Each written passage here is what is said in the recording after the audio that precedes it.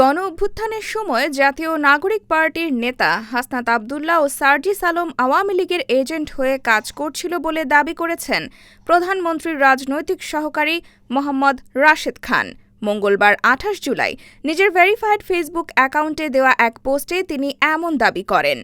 পোস্টে তিনি লেখেন, জুলাই মাসে আওয়ামী লীগের গণহত্যার বিচার ও শহীদদের স্মৃতিচারণ করার জন্য জুলাই পদযাত্রা নামক কর্মসূচি হাতে নেয় এনসিপি। কিন্তু তাদের নেতাদের মুখে আওয়ামী লীগের বিচারের বক্তব্য শোনা যায় না। তারা সারাক্ষণ বিএনপির পতন বা বিএনপির বিরুদ্ধে গণ অভ্যুত্থানের হুমকি দিচ্ছে।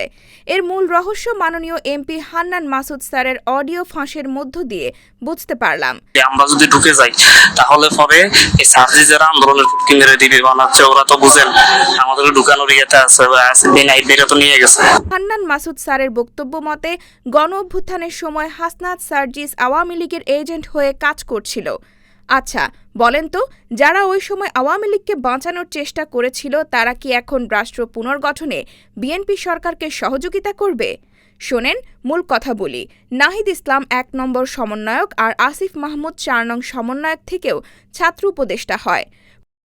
প্রধানমন্ত্রীর রাজনৈতিক সহকারী আরও লেখেন, কিন্তু ২ ও ৩ নং সমন্বয়ক হয়েও সার্জিস হাসনাত উপদেষ্টা হতে পারেনি।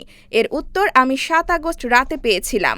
একজন ছাত্র উপদেষ্টা হিসেবে শপথ নেওয়ার আগে আমাকে বলেছিল, ভাই, হাসনাত সার্জিস জাতির সাথে বেইমানি করেছে। অর্থাৎ হাসনাত সার্জিস গণ অভ্যুত্থানের সাথে বেইমানি করার কারণে ছাত্র উপদেষ্টা হতে পারেনি। কিন্তু তাদের পেছনে থেকেও আসিফ মাহমুদ ছাত্র উপদেষ্টা হয়ে যায়।